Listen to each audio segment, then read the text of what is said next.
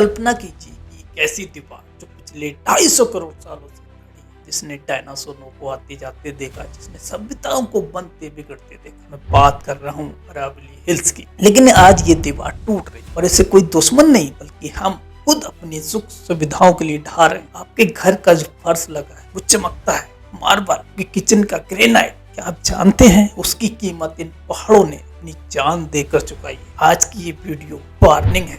आज हम अरावली के गौरवशाली इतिहास, इसकी बेमिसाल माइनिंग इंडस्ट्री, ताजा विवाद की बात करें जो शायद उत्तर भारत का नक्शा हमेशा के लिए बदल दे।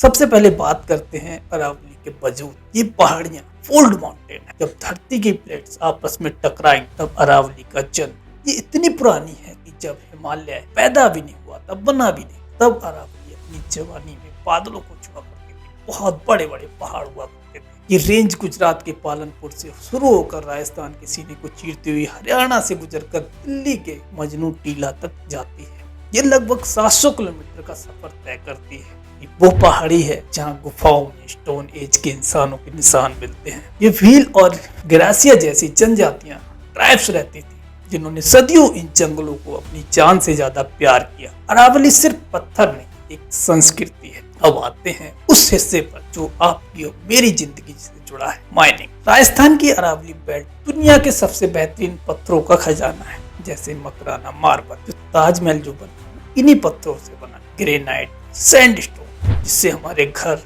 हमारे आज के आधुनिक घर और संसद भवन जैसी इमारतें बनती हैं। कोई छोटी मोटी इंडस्ट्री नहीं है। राजस्थान का किशनगढ़ आज मार्बल सिटी ऑफ इंडिया कहलाता है।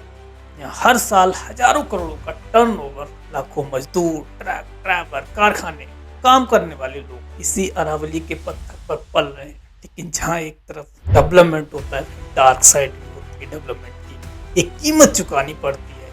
पत्थर निकालने के लिए पहाड़ों को डायनामाइट से उड़ाया जाता है। सैटेलाइट तस्वीरें दिखाती है कि हरियाणा में कई पहाड़ियां पूरी तरह गायब हो चुकी हैं।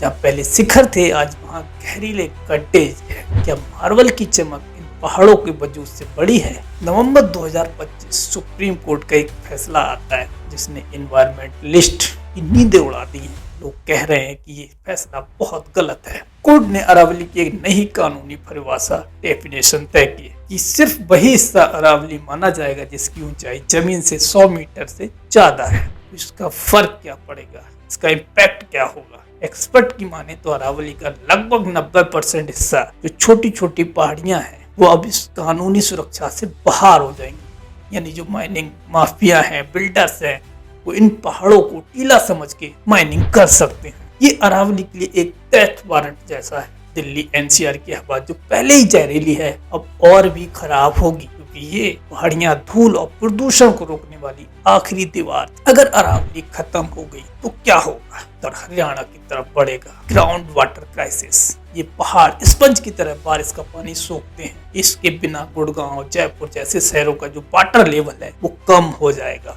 बिल्ड लाइफ लॉस, यानी जो तेंदुए जानवर इसमें रहते हैं वो कहाँ जाएंगे? शहरों की तरफ भागेंगे, उनका घर छीन लिया जाएगा। लेकिन एक उम्मीद की किरण भी है, द ग्रीन बाल प्रोजेक्ट। अरावली ग्रीन बाल प्रोजेक्ट सरकार 5 किलोमीटर चौड़ी पेड़ों का एक बेल्ट बना रही है। लेकिन सवाल वही, क्या हम पेड़ों को उतनी तेजी से उगा पाएंगे जितनी तेजी से पहाड़ों को काट रहे हैं, पेड़ों को काट रहे हैं? दोस्तों, अरावली ने हमें 250 करोड़ साल दिए हैं, मार्बल दिया, पानी दिया और हमें रेगिस्तान से बचाया। आज वो हमसे कुछ मांग रही है, सिर्फ अपना वजूद। जब आप अपने घर के मार्बल फ्लोर पर चले तो एक बार सोचिए जरूर, क्या उस पत्थर की चमक अरावली की बलि देने लायक थी? हमें फैसला करना होगा, प्रॉफिट या एनवायरनमेंट। अगर आप अरावली को बचाना चाहते हैं तो आवाज उठाएं। इस वीडियो को शेयर कीजिए ताकि ये सेव अरावली की मुहिम हर घर तक पहुंचे। नमस्कार दोस्तों, जय हिंद, जय भारत।